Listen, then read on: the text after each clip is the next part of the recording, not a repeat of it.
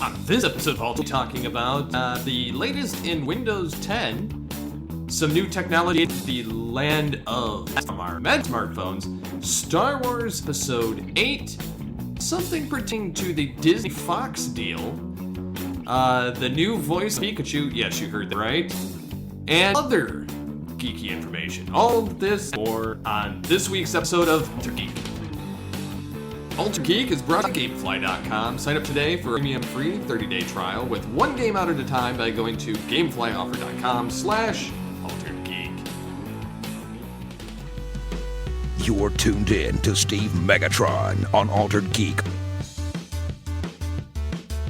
Hello and welcome to Altered Geek. I'm your host, Steven C. Phillips, and as always, thank you for tuning in. So what's new with you guys this week?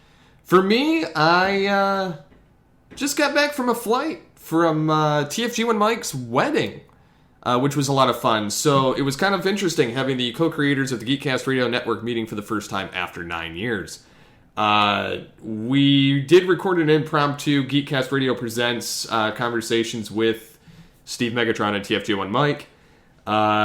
It was very late at night, so I apologize for any of the stupidity and randomness in the episode, but that's kind of how the conversations go, especially off air. The wedding overall was awesome.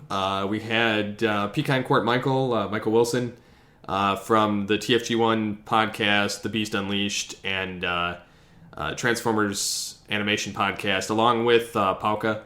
On with us, he was next to me at the head table, and it was a lot of fun.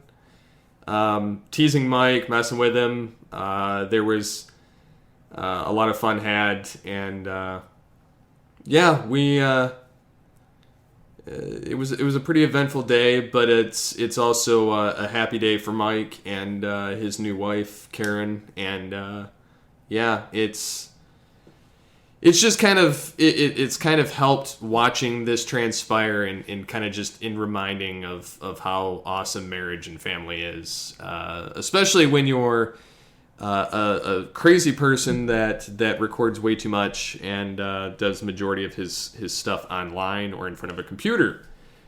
Speaking about myself here. I was quite glad to return home. I'm not a fan of travel or airplanes. Rode an Uber for the first time. That was interesting.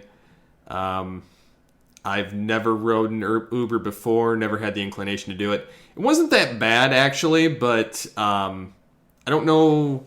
Like, I mean, I guess I would do it again if there was a certain scenario, but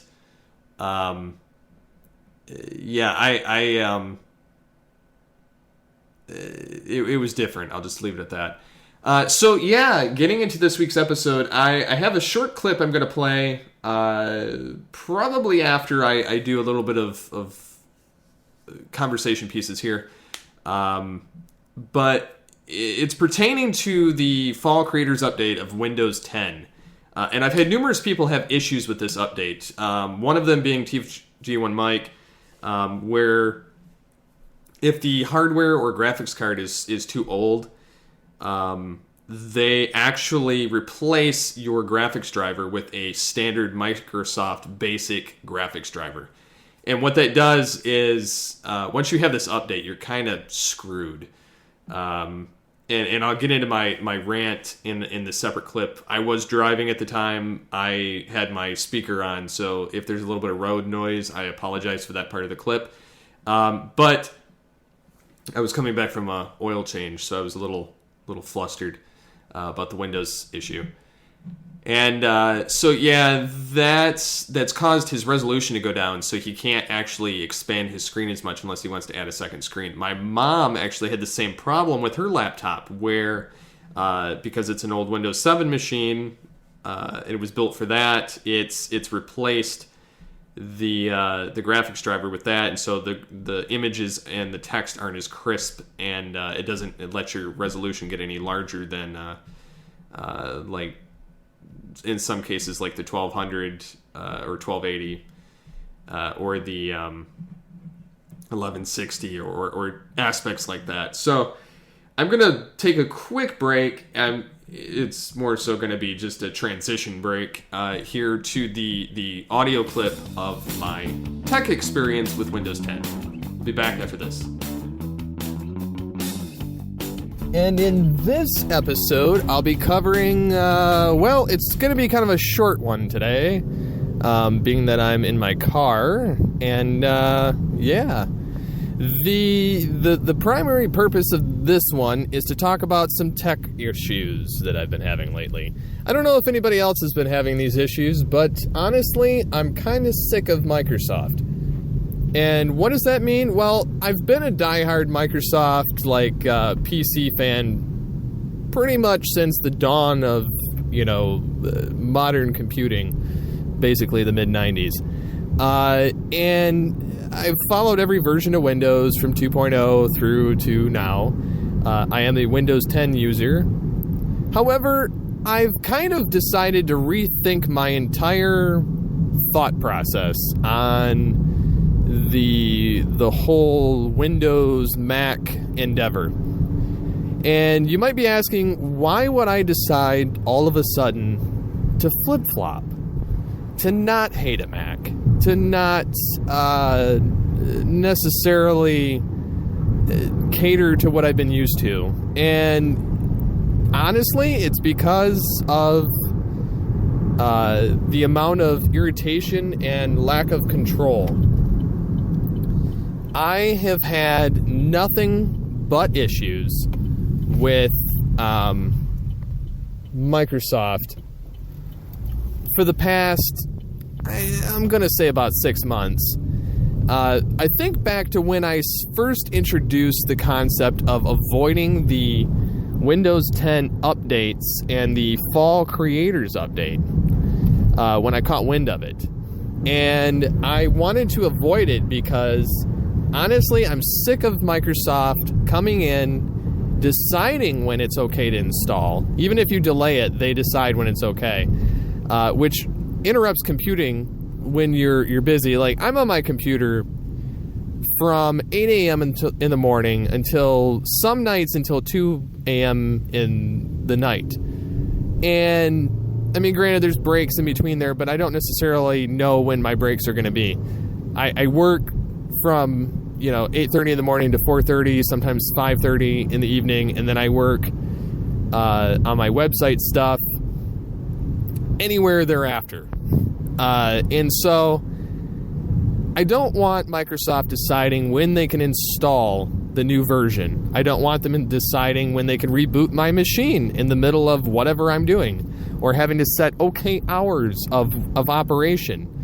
Yes, most people don't work at their computer that long, and I don't know if this is just an isolated incident with Windows Home, or if you have the option to change, and I believe you do have the option to change an Enterprise and Pro version of Windows 10, but I don't, one, they charge too blasted much to upgrade to any of these particular versions. Two, make one freaking version of Windows.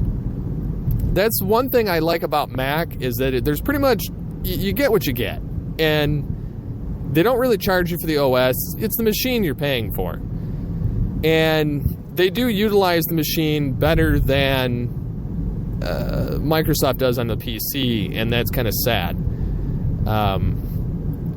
I love the Windows operating system because it's what I'm used to. It's what all my programs are for. It's what all my devices are for. However, I would consider in the future getting a Mac. And the reason, because I don't have to worry about them changing my settings or randomly removing software. I use like Microsoft Sticky Notes app. That was gone when I got the... I guess I should preface this with saying that the other day I went to get on my computer. And it was a Saturday evening. My wife had to go to bed early. My boys had been awake all day, so my wife was having a trip the next day to go get a certification. And I was awake, gonna load up the flash drive for her with stuff to listen to, like podcasts and whatnot. And she, like I said, she went to bed, and I was going to sit there and watch a show while I was doing this, and I go to get on my computer, which, mind you, an hour before I turned on so that it would be ready when I got in there. Not that my computer takes all that long, because it's solid state. It takes about 10 seconds to boot up. But I get onto my computer, and I go downstairs. It's at 42% of upgrading to the Fall Creators Update. I didn't okay it. In fact, I've deleted it 6 times from trying to update. I've disabled Windows Update. I've disabled the Update Assistant, which I don't want. I've disabled the majority of processes that allow this whole system to work, and deleted the folders and blocked it with my firewall, yet somehow it got through. If anybody has ideas on how to stop this, I would be eternally grateful. I am still using the October 2016 update of Windows 10, the 15.11 version. Yes, it may be stupid to advertise that, but I've got the rest of it pretty much locked down. I'm not too worried about it. But I don't like the 16-something build, because what happens in that one is they add the timing, and they disable your ability to choose updates, as well as a lot of other features. So I don't want a lot of what they're adding in. I don't approve of it. I don't like it. I'm not stupid. I don't want it turned on. I should be able to select what is best for my system. Yes, there are people that don't necessarily understand what they have, and I get it. But it's not like Microsoft has been the most secure thing in the world either. So anyways, I get on there. It finally, after an hour of sitting there, gets into Windows. My sticky notes are gone. Some of my programs are gone. Some of my other settings are like totally screwed up. Go in, I revert my system. 5 minutes later, system back to normal. And it's a welcome change. Go in there, I use my clean manager, clean it out, wipe out the installation stuff. And I get to the point where, I have to figure out how to re-disable it. Well, it's already been disabled everywhere. I don't know where else to turn to disable it, aside from hacking my registry and physically destroying the Windows Update capacity. I don't really know where else to turn to get rid of it. And so I've been manually removing this thing for weeks, perhaps months. It's just gotten more aggressive as time has gone on. And honestly, if I could get a hold of somebody from Microsoft and have a conversation about this, it would be actually beneficial and awesome. I don't know if anything would actually get done, because it doesn't seem like Microsoft takes too kindly to suggestions, and I think they do to some extent, but it's like looking at Hotmail or some of the changes they're going to make to their new mailbox. Like I hate some of the new stuff. I would switch to Google if they go this route. Sometimes change is not good. If it's not broke, don't fix it. That's always been that old adage of don't change it. Leave it alone. If it works, leave it.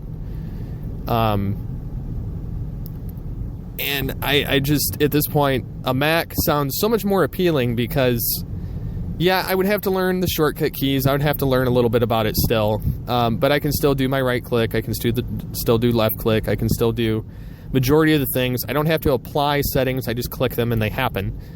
The updates, I don't have to worry about it wiping out my settings or software because it decides that it's not good for me. I don't need it. I don't want Cortana. I don't want Siri. I don't want, Google, whatever they're calling it. I don't want Alexa. I don't need an AI to decide things for me. If I want something, I'll Google it. I guess it's because I'm old and I'm old-fashioned, and this is kind of that thing where people joke about, oh, you young whippersnappers, get off my lawn.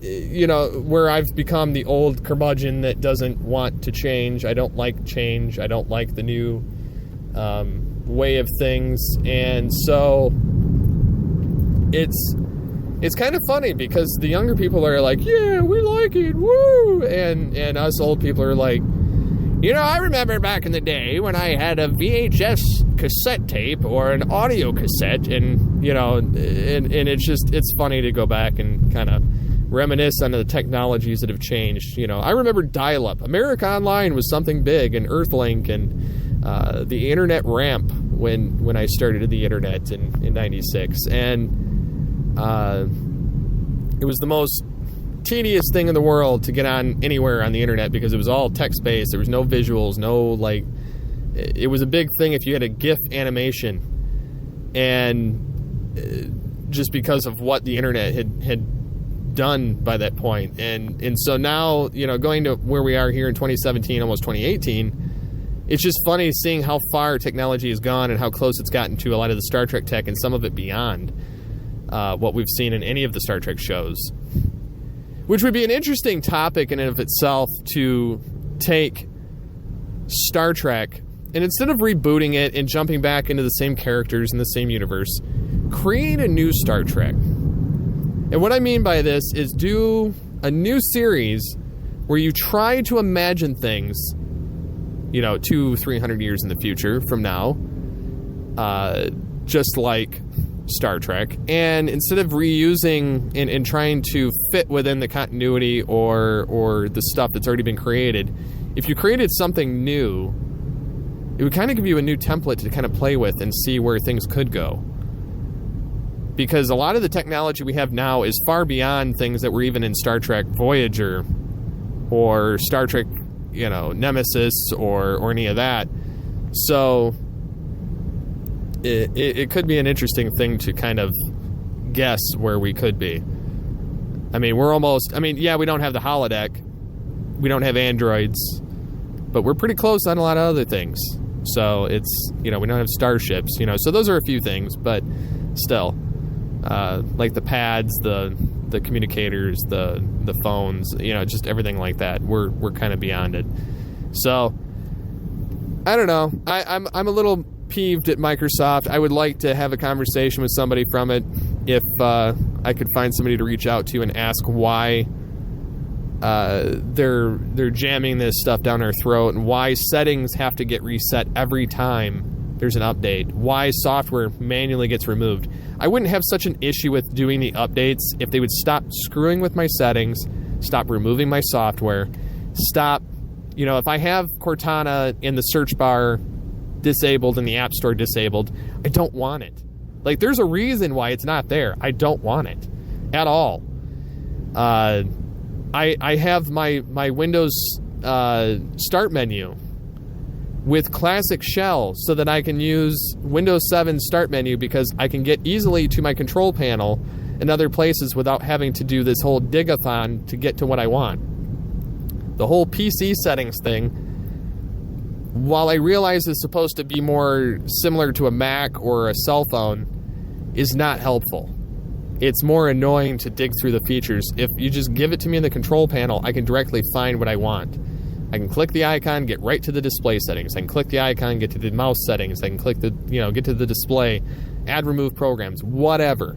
I don't like Microsoft controlling where it can decide how it's best for my system. So I guess that's my soapbox here on Altered Geek this week for tech and the whole operating system war and whatnot. So what do you guys think? Give me your thoughts on the whole Microsoft Mac endeavor, and have a good freaking week.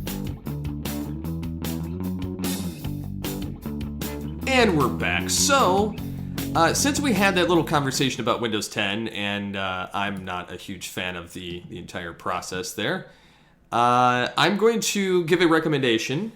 If you have Windows 10 Fall Creators Update and you're not a fan of the changes like what I mentioned, there are some other alternative aspects you can do. I've removed mine that self-installed, and of course there's a website called WinAero, WINAERO.com, where they have a lot of free, small, and useful software content for Windows in general that you can better utilize your Windows setup. I love their programs there. They're awesome. Support that site, please. They have this ability to download like the old task manager for Windows 10, which is nice because you can actually, it's a lot less performance intensive than the one that comes with modern Windows. So you can manually crash programs or manage things on boot up or the services without having to put a lot of system resources into it. And then there's other things like they tell you how to disable Smart Screen or like Windows Defender or delaying the upgrade for Windows 10 Fall Creators Update, which I've been very fluent in the past 6 months trying to prevent my Windows from updating to anything. So yeah, that's kind of my Windows tip there. My app tip is to check that out and kind of scour the site, see if there's anything that can help you with your Windows setup. I've been using them for a number of months, and it's been very helpful. Even their WinArrow application, which is kind of a lot of it bundled in one, is kind of a nice app. So kind of getting into, since I'm already talking tech here, I figure this is kind of the best place to talk about it. They're taking, in this kind of miraculous innovation here, they're taking smartphone guts and putting them into Windows laptops. And the results are, now mind you, this is in like Asus and Microsoft specific hardware at the moment. But they're taking this, and what it could do is possibly triple your battery life. So if you're somebody that likes your PC to not have to charge constantly, or it's one of those ones where you start off with the 4 hours of battery life and it kind of tanks from there and goes down to the whole 2 hours, hour and a half hour crap battery charge. Microsoft and others have been trying to figure out how to get like Windows running on chips other than the x86 processors kind of commonly made by Intel and AMD. So they're kind of doing these ARM-based chips, which lead to cheaper, more accessible systems than the standard laptops we have now. I will say that it probably won't garner well for if you're trying to play a game or something. But if you're just wanting something that's got productivity tools and can get online and do things in this realm of just recording or doing something like this, I think it would work really well. I guess their first attempt was with Windows RT back in the original Surface, but it went so poorly that it tanked the entire platform. And then in December of 2016, a year ago, Microsoft announced a partnership with Qualcomm to bring full Windows 10 and some kind of gimped RT variant to Snapdragon processors, which famously kind of work in Android phones at the moment. So essentially what we're going to end up with is Snapdragon processors based on ARM instead of x86 to run the traditional Windows 10 that we're used to. And then the first batch of Qualcomm Snapdragon 835 chips found in like the Galaxy S8, Pixel 2, and OnePlus 5. That's such a stupid phone name. Said that it's still in development during the test for Windows on Snapdragon, but they're working on getting this, and the benefits of it would range. The first wave of them are going to be like the $800 range, which is not cheaper at all. However, the price will come down obviously as it's been out longer. The thing is the benefit could be better power efficiency, like battery life, better internet connectivity thanks to integrated 4G LTE modems and silent operation due to fanless system design. So for those that do like productivity, web browsing, video conferencing, kind of standby, they kind of show the 2-in-1 PCs get about 4.5 hours of battery life, and then some of the other competitors get about 7 hours. Well, the 835 mobile PC platform would get about 25 hours, which would take you from 100 to 40 to 50%. And then if you had like the for day one, and then the connected standby 1 hour video streaming, for an hour would take you to like kind of another couple percentage points. Then you can have connected standby for a number of hours, and then They're saying basically 25 hours would get you through 2 days of working productivity on it, which they kind of get garnered that, 2.75 hours for some of this stuff. So I'm guessing if you used it all day long, you could probably use your PC all day long if you're just doing productivity and web browsing, and basically work-based material. You could get through an entire day instead of 2 hours. So I think that this is kind of interesting technology that's kind of taking place with laptops and the innovation of Wi-Fi and LTE and trying to pair systems with better battery life. And because that's been something that's been kind of hurting the tech industry and the laptop industry for years, is the lack of mobility and the sake of you always have to have this power cord kind of tied at your hip in order to get these things to stay connected. And the ability to have the LTE network connection is also another nice feature, because you can connect anywhere, which is interesting on and of itself. So this is definitely an innovation, and the Asus Nova Go reinvents the concept as well. I'm going to be watching this, because this may, like, Asus actually has a $599 version, which comes with 4 gigs of RAM, 64 gig of SSD storage. And then the second configuration comes at $799 with 8 gigs of RAM and 256 storage.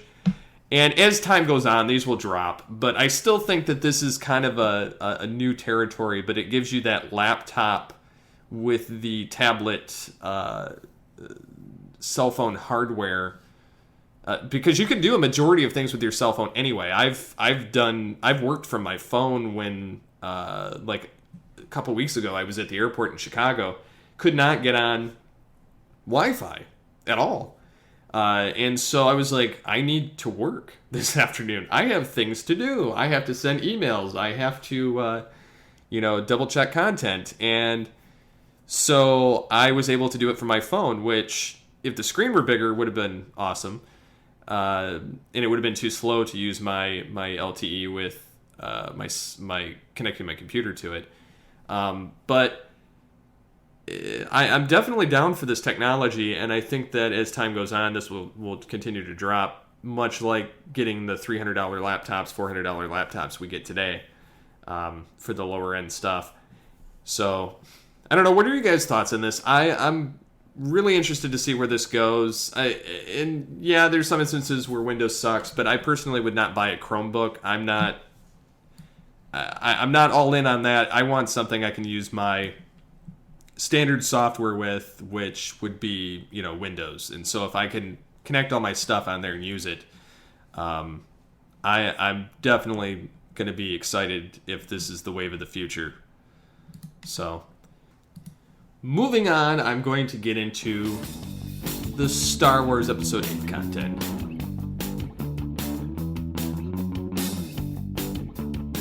So, going into Star Wars Episode 8, we have a number of things that have kind of popped up over the last week. One of them being, Mark Hamill naming Sebastian Stan as contender for young Luke Skywalker. And then, of course, there was an interview on like Good Morning America where they kind of played around with that concept, and then MTV did a clip on MTV News, basically having Sebastian Stan audition for an audition tape for a young Luke Skywalker, and they kind of gave it that old VHS vibe, and he totally flubbed all the lines, but it was humorous to say the least to watch. And then we have Rian Johnson confirming that they're not doing Knights of the Old Republic adaptations. It's basically going to be his own thing. So he says, yeah, it's a fantastic game, and I understand it. The instinct to automatically go to something that you know and love, that you've already seen. To me, that's really fun and notion of, what stuff are we going to see? What new stories can we tell? For me, the possibility of a new story told over 3 movies, going anywhere to anything. Sky's the limit in Star Wars, so that's exciting. So he doesn't know what he's going to be doing, but it's going to be something original, which I think kind of is good, because then it won't be necessarily contained to the universe we've got so far. And then, of course, Daisy Ridley clarifies now that she wasn't actually saying I'm done with Star Wars after Episode 9, but that she's done as far as her contract at the moment with this trilogy, because it has a beginning, middle, and an end, and she doesn't know beyond that. So I think that was kind of a reactive thing in the sense that she's saying, I'm done with it officially, but if money talks and it fits with what I want to do, I'll return. Kind of like the whole Mark Hamill thing. So, and I guess that, they made Mark Hamill's Luke Skywalker look really grisly, and I guess they almost wanted to make him blind for the new movie, which would have been interesting, but I'm kind of glad they didn't. But since we're on the Disney gravy train here, it looks like Disney and Fox could be really close to merging. I've seen a couple of news articles. I don't know how well off these are, but I've seen a lot of between CNBC that and other aspects that are saying that Disney and Fox are closing the deal to finish acquiring. So this could be rather interesting news. And like I said, and with the shirt I made on Teespring, which if you want to purchase things on Teespring, you can do so by going to teespring.com/stores/altered-geek. That is the official Altered Geek t-shirt store. You can get the Sooner or Later the Mouse Will Own It All t-shirt, which I think is kind of humorous because I've been saying that for years, and lo and behold, they're still swallowing up media entities. It doesn't matter if there's a Department of Justice issue. That's just kind of how it goes nowadays. I guess they're saying on like Fortune that Netflix is the reason behind the Disney Fox deal talks.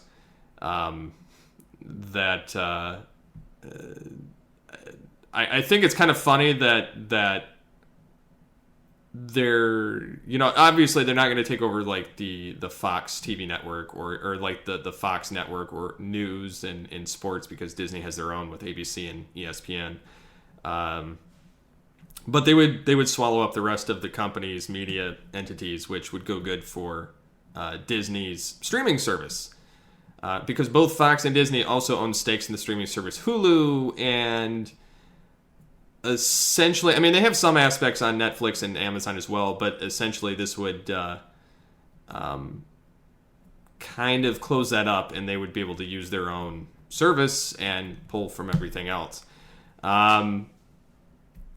Yeah, that's insane, because Disney's bought up Lucas, Marvel. This is just adding to the portfolio of things that Disney just keeps getting larger and larger and larger. And then you add the fact that they would reobtain all of the Marvel rights for their characters that are on Fox right now, which would open up the playing field for the next Avengers or, mutants in the Avengers world. And, you could see another true casting of Wolverine like 10 years from now. Probably not. But yeah, this is huge news. Huge. It would definitely be awesome for Marvel's perspective. But you get Disney, Marvel, Lucasfilm, Pixar, Disney Animation, ABC, Fox Animation, the Marvel entities there. You get all the original stuff there. I mean, and then they would own Star Wars: A New Hope, because Fox actually owns that film, which is why we've had so many like issues with certain rights things from that film. Even though Lucasfilm created it and distributed it, Fox kind of had a majority stake in there, and so now this would also give that right back to Lucasfilm, being that they'd all be under the same roof. Yeah, it's crazy what's going on in the media world now. Everybody's just big companies swallowing up everything else. It's insane. I wonder what that means for rated R movies like Deadpool. I think that this would be, if this takes place, I think that this would be awesome for the fact that they could theoretically, to do, you could see like a Hugh Jackman possibly cameo in it as Wolverine, but I think that would be cool if they did that. But I think he's pretty much done with it. I would have loved to have seen that, but they would have had to do some kind of a deal years ago for that to happen. I wonder what that'll mean for R-rated Deadpool films. Because if Disney owns it, that would kind of change the adopted formula for his films. And I wonder how that would affect Deadpool as a whole in that entirety there. But since we're talking about films, I think it's only fitting that we talk about the whole DCEU with Matt Reeves' Batman films. And because Ben Affleck would possibly be in Flashpoint, as much as I hate to say this, I think they're going to recast Affleck. I kind of dislike this idea at this point. Like, everybody loved Christian Bale until they saw Ben Affleck take on the cowl, and this is the costume, this is the interpretation of Batman I've been looking for in the films with Affleck's version. And to me, Batman has not been as good since the 89 film, and I'm not looking forward to yet another reboot of Batman. I'm just not. I've seen too many iterations of the actor and of Batman getting new actors over the last 20 years, 25 years, 27 years, almost 30 years. I'm kind of sick of it, honestly. We've gotten 3 Spider-Men like in the last 15 years. Like that's not. We've gotten multiple Supermen too. I'm kind of sick of it. Like, Batman's been the most like utterly recasted role in Hollywood for superheroes.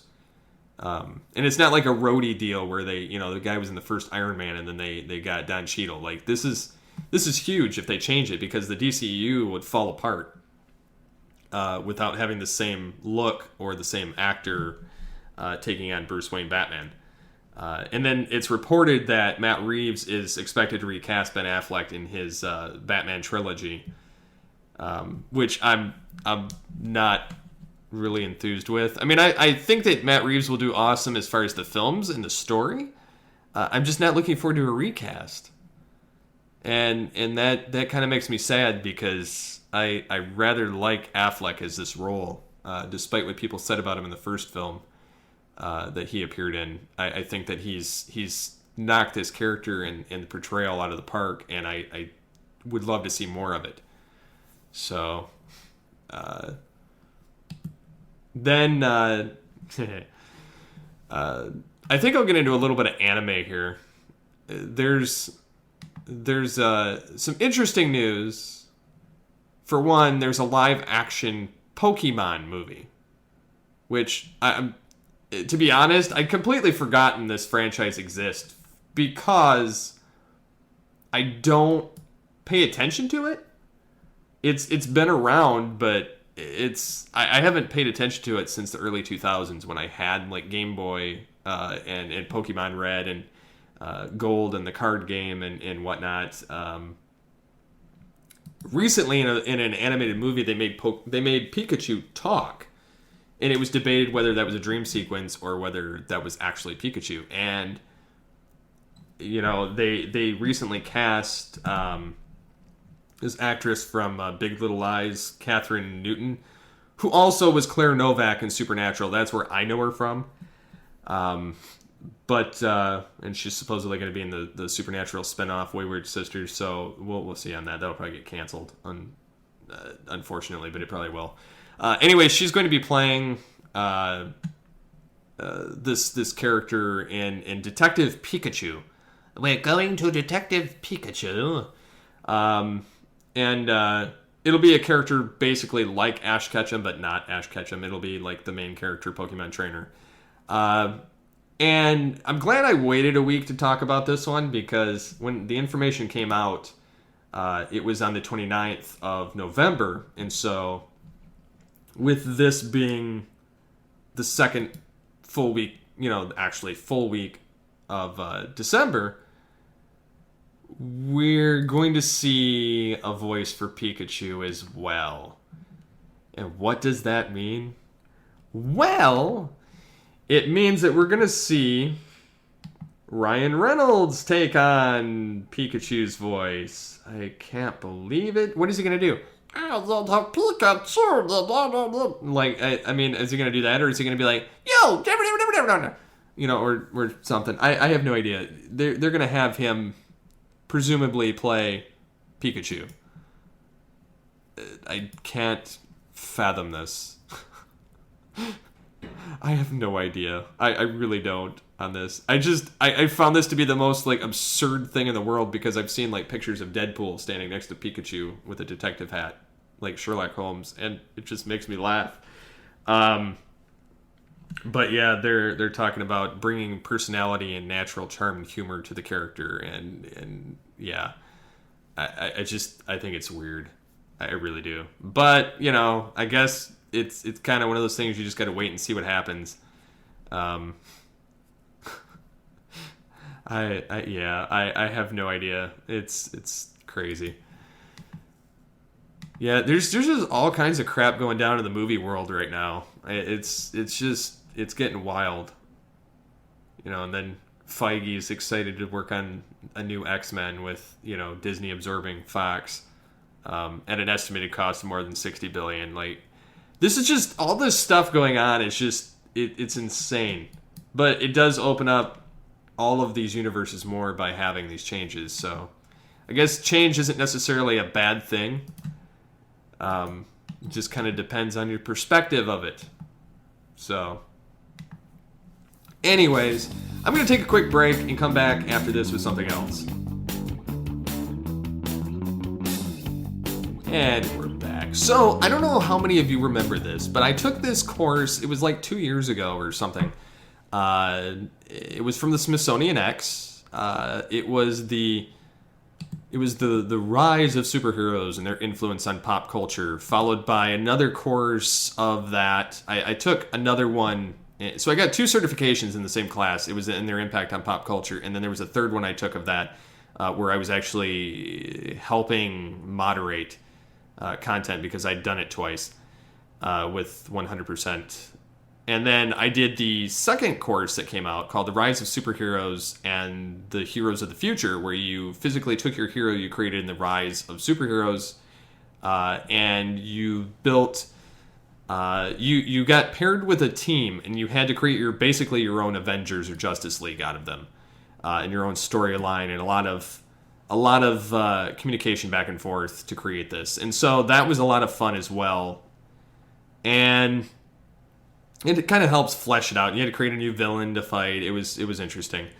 Well, now for 2018, it's kind of crazy. It's been 2 years. They've been running the other classes like continuously. I just didn't see a reason to continue it because I've done it numerous times.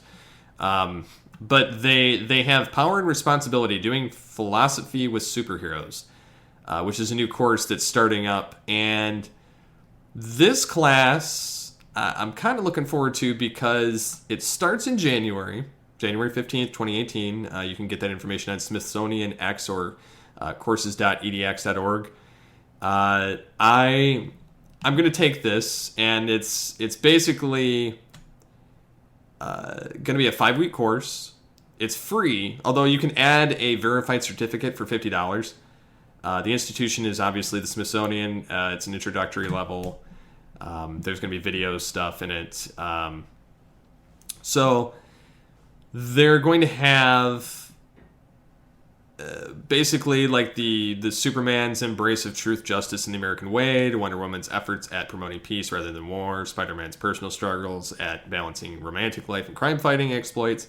I think that these classes are great primers if you're going to get into comic books or television writing or any of that stuff, because even though it's for comic book characters, the information still applies no matter what you're writing. And then they're going to have Christopher Robacod, senior lecturer in ethics and public policy at Harvard Kennedy School of Government, teaching this course. And you can add, the nice thing is when you take these classes, if you get the certificate, they have a nice little personalized certificate with, instructor sign and the institution logo and all that kind of stuff. And then you can add it to your resume or CV or directly on your LinkedIn, which I have done.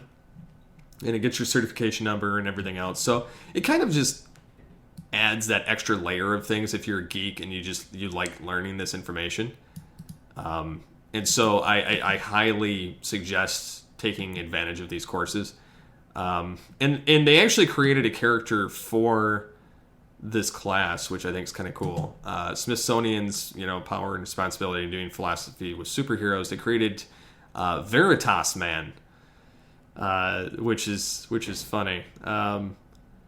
They kind of based it off of the guy teaching the class, and it's an original design, and it's got an H on the spot of like Superman's thing, and it's kind of like a Superman-esque DC suit, a modern one. But looks really interesting. So I'm really liking a lot of what's going on with this stuff. So be sure to check that out. I think that's awesome. Just being able to learn something new. However, there is something that I find to be kind of a weird aspect on the internet. I just came across it, and I'm followed by a voice actor, an actor that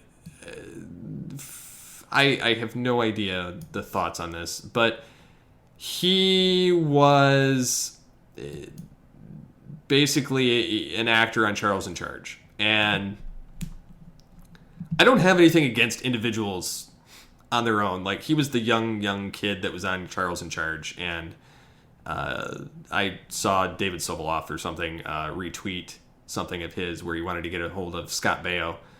Pertaining to something, I'm sure it has something to do with the sexual crap that's, or the abusing of people that are younger in Hollywood that have been going on since the dawn of Hollywood. I mean, if you look at, and I'm not trying to get into this whole philosophical, right and wrong, all this stuff going on with Hollywood right now, or politicians or whoever that's being a sleazebag. But when for one, people have lost this art of treat everyone how you want to be treated. Like, basically, as Dodd would put it, don't be a douche. And, all are one, Transformers. I mean, you can take good quotes from pop culture and apply them, and it still applies. Like, don't just be a jerk. Be nice to everyone. Be genuine. Don't, hide behind closed doors and like, I didn't do that. I have a different recollection. Yeah, sure you do, because you're getting caught. Like, it's like a 5-year-old lying. Did you punch your brother? No. Well, then why is there this welt on his back? Like, I mean, it's the same mentality. Or why did you bite your brother? I didn't. Why are there teeth marks? Like, it's the same stupid mentality. But if you look at the history of Hollywood, and I took this in my media courses, and I think that this should be kind of a required thing of everyone, is Hollywood, even back then, was riddled with, even if you're not going to be an actor, I think it should be required. If you were, Hollywood was riddled with scandal, with things of sexual scandal, things of everything else. Like, it's not something new. And for people to pretend that it's not something new, are a little bit in denial. Like, it's been going on for generations and since this industry was created. And politicians have been scumballs since the dawn of time. So there's nothing like different about any of this. The only difference is people are seeing it. I digress. My main point was this particular actor created this concept, basically his own religion, as it were, where he believes in like shamans and everything else. Like, I don't like alchemy, Buddhism, cosmology, shamanism, like all these Egyptian lore. Like, being a Christian, I find these to be hogwash. But I don't deny that people need to seek something better to become better people if they need it. But I don't. This whole, like, he created this whole aspect called avatarism, where, you know, you basically create an alter ego that's like your safety zone. And I don't, like, I have to be careful in this, and I don't mean to offend anyone if, like, they believe in any of that stuff. Like, I personally find it to be this, but I don't, you know, to each their own. Like, I'm no one to judge anybody else's concepts. I do find it to be strange, though, the whole concept of avatarism, where they basically say you create, like, a cosplay-ish type character of yourself, the nature of your character, and you're basically an open source game philosophy of conscious character creation. And, you know, it's transformational, and, you know, we've been playing this game since the beginning of our culture, and you transform yourself from what you have been into what you want to become. It's not really called avatarism. It's just called bettering yourself. Like, you know, there are no superpowers. There are no, you know, creating your life or reimagining yourself, or, you know, realizations, or, you know, yes, people should figure out who they are. But, you know, and everybody is their own individual and has their own unique way of achieving things. Most people would call those goals, and growth. But, yeah, they're saying that you're playing game of life. And, yeah, life is kind of a game, but it's not. Like, it's so weird, like, just seeing this. Like,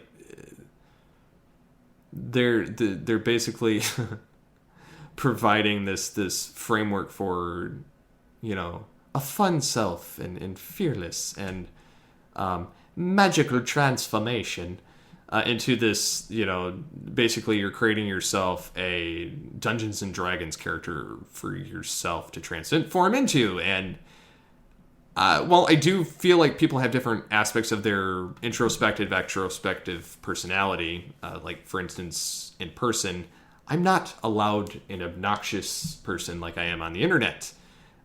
When I talk, when I'm talking to myself in the room, when I'm having a conversation. And I don't know how many other people relate to this. I'm introspective when I'm in a group of people. Because if I don't know people and I don't know them very well, even if I know them online, seeing them in person is totally different for me. I can have a blatant conversation. I can speak my mind when I'm not in front of somebody. I can be talking to them on Skype and I can say everything I want to say. But when I get in person with them, it makes it more difficult because the person's actually there.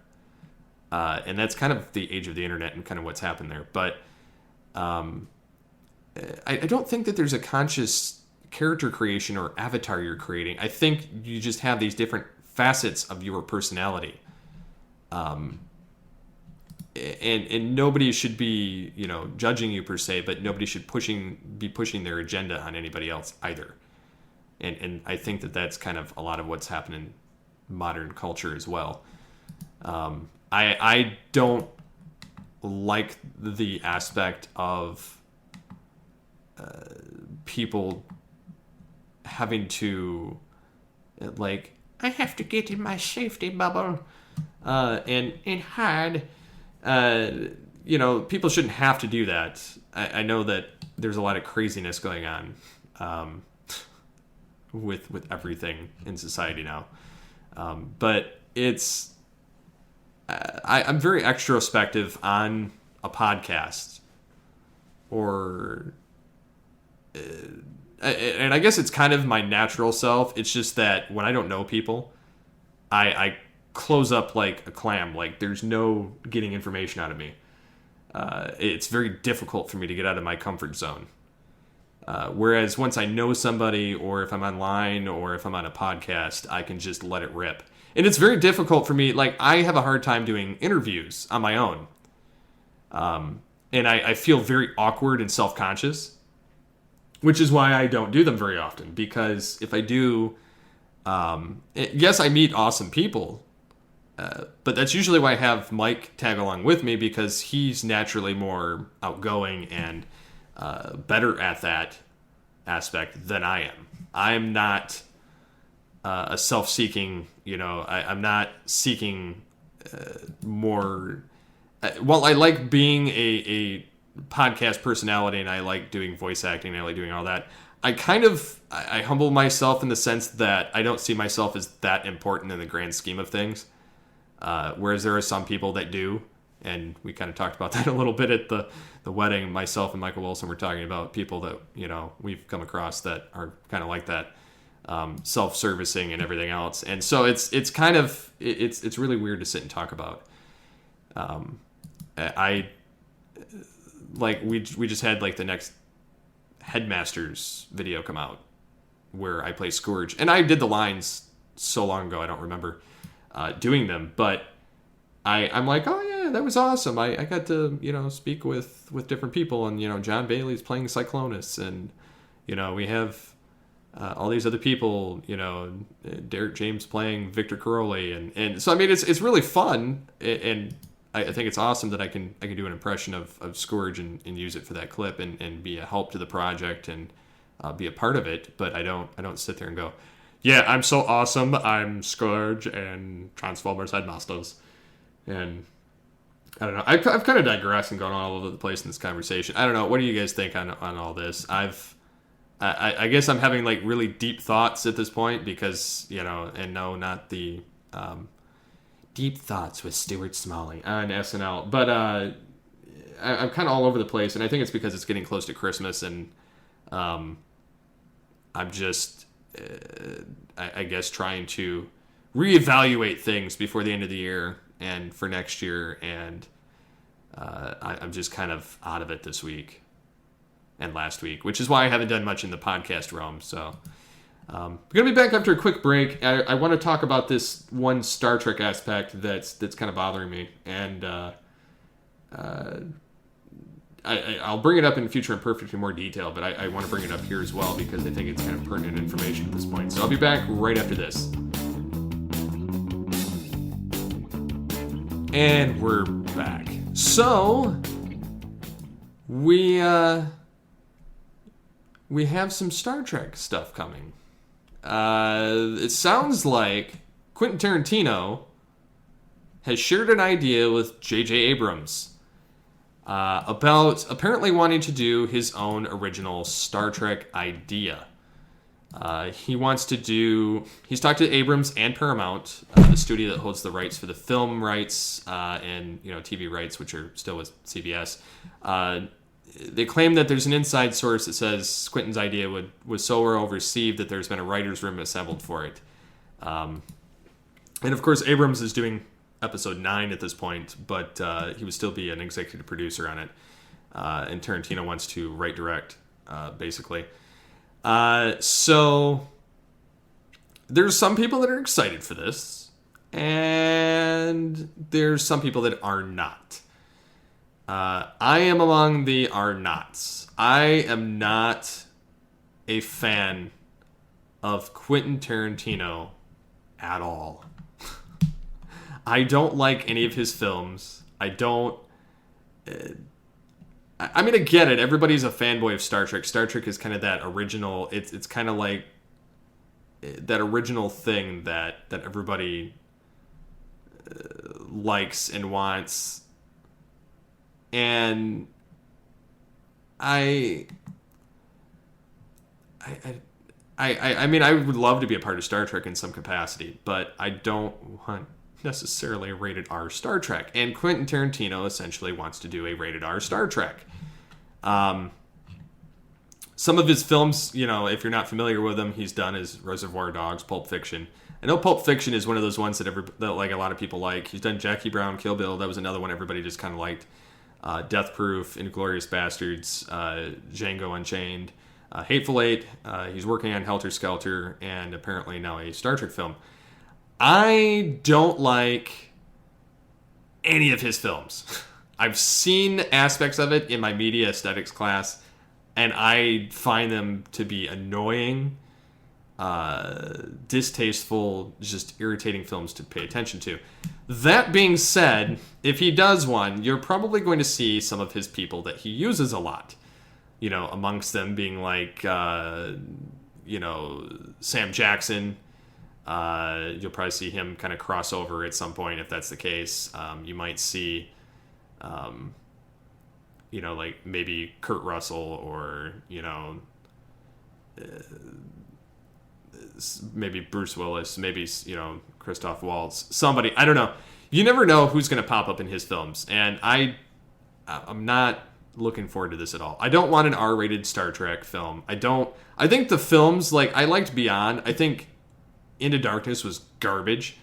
And I don't like any of the films since they've, like, gone to this new, like, action-y format and kind of just thrown the science and the Star Trek part of it aside. I don't like it. And yeah, I know that his films get like B+ or A- ratings on everything, and they have huge, like, decent box office results, depending on them.